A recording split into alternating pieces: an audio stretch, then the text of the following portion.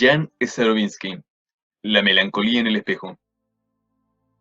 La melancolía fue la compañera íntima de Baudelaire. En Las flores del mal, el poema liminar al lector entroniza a la grotesca y repelente figura del aburrimiento. El posterior, epígrafe para un libro condenado, es más explícito aún. Lector apacible y bucólico, sombrío e ingenuo hombre de bien, arroja este libro saturniano, orgiástico y melancólico. Sin duda, se había vuelto difícil pronunciar en poesía el sustantivo mismo, melancolía, y el adjetivo melancólico, su descendiente directo. Estas palabras se habían erosionado. Demasiado se les había asociado a la contemplación solitaria en un paisaje escarpado y ruinoso. Las fórmulas de la ternura trivial también recurrían a ella. En cohetes, al final de un repertorio de caprichos de lengua, mimosos, se encuentra mi pequeño asno melancólico. Solo raramente Baudelaire empleará en sus versos, y en el momento oportuno, esta palabra peligrosa. Es totalmente diferente en su prosa, en sus estudios de crítico, en su correspondencia, donde no se requieren las mismas precauciones.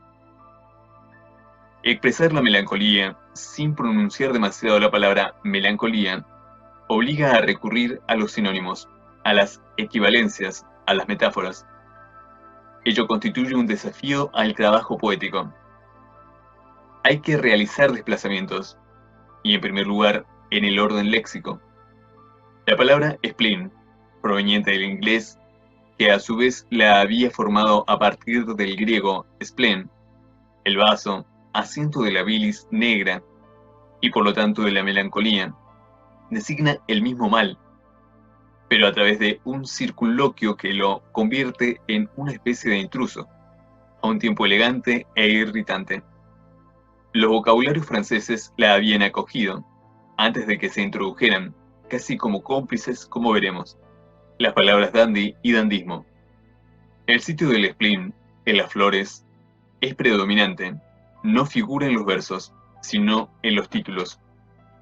Los poemas intitulados Spleen, en la sección primera, Spleen e Ideal, sin pronunciar el nombre de la melancolía, pueden ser considerados como emblemas o blasones perifrásticos de esta. La expresan en otras palabras, en otras imágenes, la alegorizan, y es difícil decidir si la alegoría es el cuerpo o la sombra de la melancolía baudelariana. A lo largo de este estudio, será indispensable volver a hablar de esto. Desde sus primeros intentos poéticos, Baudelaire sabía mucho de la melancolía, la había experimentado subjetivamente y conocía los recursos retóricos e iconológicos que una larga tradición había empleado para interpretarla. Desde el poema que se dirige a Saint-Beuve, hacia 1843, Baudelaire demuestra su aptitud a beber, como lo dice en el mismo texto, el eco lejano de un libro. La evocación de los aburrimientos de los niños de colegio suscita una bellísima entrada en escena de la melancolía alegorizada, y la referencia a la religiosa de Diderot alegoriza literariamente a la misma alegoría. La figura que se percibe es la de otra, ficticia, juventud cautiva, expuesta a las peores servicias tras los muros de un convento. El colegio, el convento, dos aspectos de una misma melancolía claustral. Era sobre todo en el verano cuando los plomos se derretían, cuando esos grandes muros, ennegrecidos de tristeza, abundaban. Temporada de ensoñación, en el que la musa se suspende, durante un día entero del badajo de una campana, en el que la melancolía, a mediodía, cuando todo duerme, con el mentón en la mano, en el fondo del corredor, el ojo más negro y más azul que el de la religiosa, cuya historia, dolorosa y obscena, es de todos conocida. Arrastra un pie, agobiada por tormentos precoces, y su frente humedecida aún por las languideces de sus noches. Con el mentón en la mano, como sabemos, es la pose emblemática que han estudiado Panofsky, Sachs y sus continuadores, en numerosísimos textos. La hora de mediodía es la del demonio y la de la asedía exasperada. Es la hora en que la luz, aparentemente triunfante, llama al asalto a su contrincante. La hora en que la extrema vigilancia prescrita a la mente es sorprendida por la somnolencia. La lentitud, la pesadez forman parte de los atributos más constantes del personaje melancólico, en caso de que éste no se encuentre en la inmovilidad absoluta. En innumerables textos anteriores, el paso lento es uno de los signos mayores del hábitus melancólico.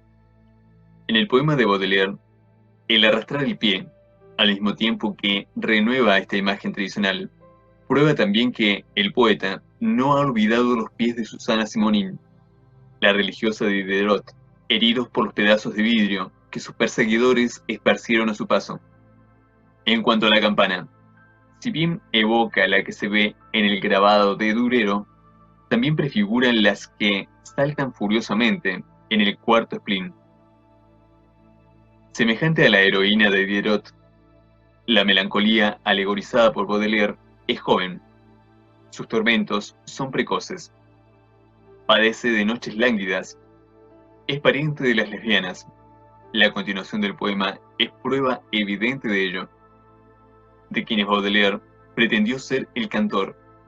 Incluso tenía el proyecto de inscribirlas en la página de título de su colección, y no tiene ningún parecido, a primera vista, con las personificaciones que encontramos en Dante, Alain Chartier o en Carlos de Orleans.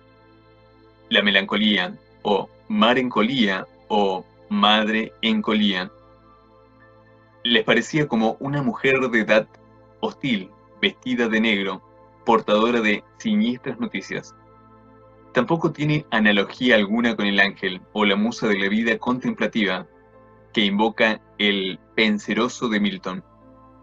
Pero en la figura que traza el joven Baudelaire, algo ha quedado de esas encarnaciones anteriores, aunque solo sea el persistente nombre tipológico y la pausada gravedad.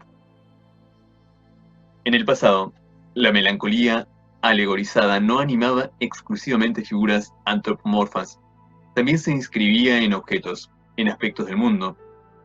Recordemos que para Carlos de Orleans es el viento frío del invierno, la prisión Dédalo, el bosque en donde se vive como eremita, el pozo profundo en el que la sed de confort no logra calmarse.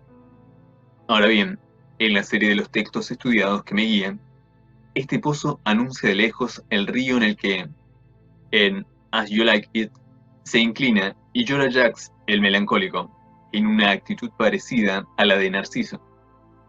El pozo de mi melancolía, de Carlos de Orleans, es también el pozo profundo en el que el rey Ricardo II, en la tragedia de Shakespeare, compara la corona a la que debe renunciar y en cuyo fondo, como un balde pesado por el agua, se sumerge él mismo, henchido de lágrimas. Ricardo II, en esa misma escena, ordena que le lleven un espejo, para leer en él las marcas de su pena, antes de quebrarlo. Es el momento de recordar que la tradición iconológica de la melancolía le ha asociado en ocasiones el espejo, con la mirada dirigida a la imagen reflejada. El hecho de que el espejo haya sido un accesorio obligado de la coquetería y un emblema de la verdad no debe hacernos creer que por ello sea menos adecuado, si se le coloca bajo los ojos del melancólico. De esta multivalencia resulta una motivación reforzada. La coquetería, en el espejo de la verdad, es futilidad, reflejo perecedero. Y no existe melancolía más profunda que la que surge frente al espejo, ante la evidencia de la precariedad, de la falta de profundidad y de la vanidad sin recursos. ¿Lo sabía el joven Baudelaire por la biblioteca a la que estaba adosada su cuna, por las estampas de las que había estado enamorado? En todo caso, en el poema dirigido a Saint-Beuve, vienen dos escenas frente al espejo después de la aparición de la melancolía personificada. Un espejo de voluptuosidad solitaria y un espejo de dolor igualmente solitario. La melancolía aparecía a la hora del mediodía. Los primeros espejos de Baudelaire pertenecen a las horas visperales y nocturnas. Son los oficiantes de un placer perverso. Y luego venían las noches enfermizas, las noches febriles, que desprenden de su cuerpo las chicas enamoradas, y frente a los espejos las obligan, estéril voluptuosidad, a contemplar los frutos de su nubilidad. Como se sabe, estos versos reaparecerán ligeramente modificados en Lesbos. Contemplar, sobre todo, será suplantado por acariciar. Al dirigirse a Saint-Beuve, Baudelaire introduce, al parecer, la palabra voluptuosidad para evocar mejor su lectura de la historia de Amaury y para confesar mejor que la lectura de voluptuosidad lo condujo a examinarse a sí mismo. Rascar suplanta entonces a contemplar, y frente al espejo he perfeccionado el arte cruel que un demonio al nacer me dio, del dolor para hacer una auténtica voluptuosidad, de ensangrentar su mal y de rascar su herida. Otros entornos textuales nos aportan pruebas de la asociación insistente que Baudelaire establece entre la melancolía y el espejo. Solo daré dos ejemplos, sin detenerme en ellos. Una estrofa, versos 29 a 36, del Surtidor puede leerse como la exposición musical del tema. Oh tú, a quien la noche embellece, cuán dulces para mí, inclinado hacia tus senos, escuchar la eterna queja que solloza en los estanques. Luna, agua sonora, noche bendita, árboles que os estremecéis alrededor. Vuestra melancolía pura es el espejo de mi amor. El segundo testimonio es la famosa página de Cohetes, en donde Baudelaire define su ideal de belleza y la componente melancólica cuya presencia le parece necesaria. Ciertamente hubiera sido suficiente una simple alusión, si no se hubiera tratado de recordar una estética de la desgracia, de la cual Pierre-Jean Jouvet, más cerca de nosotros, se proclama heredero. Deseo, sin embargo, citar estas líneas porque en ellas escuchamos cómo se entrellaman la palabra melancolía y la palabra espejo, y porque, después, me dejaré guiar por la conjunción de estos dos términos. Yo no pretendo que la alegría no pueda asociarse con la belleza, pero afirmo que la alegría es uno de sus ornamentos más vulgares, mientras que la melancolía es, por así decirlo, su ilustre compañera, a tal punto que casi no concibo, ¿será mi cerebro un espejo hechizado? Un tipo de belleza donde no haya desgracia, apoyado en, otros dirían, obsesionado por, esas ideas. Se comprende que me sería difícil no sacar la conclusión de que el más perfecto tipo de belleza viril es Satanás, a la manera de Milton. En las líneas que preceden al pasaje citado, Baudelaire había analizado la belleza que podía conferir mayor seducción a un rostro femenino. También existía como requisito una mezcla de voluptuosidad y de tristeza. Deseaba una idea de melancolía, de fatiga, incluso de saciedad, y agregaba, un rostro de mujer es una provocación, tanto más atractiva cuanto que ese rostro es generalmente más melancólico. Baudelaire es consciente, con seguridad, de todo el peligro de la melancolía, y en lo que le seduce, saber leer el reflujo de amargura, proveniente de privación o de desesperanza, o incluso necesidades espirituales, ambiciones tenebrosamente reprimidas. Para interpretar esa represión, no es necesario recurrir a Freud, sino al mismo Baudelaire.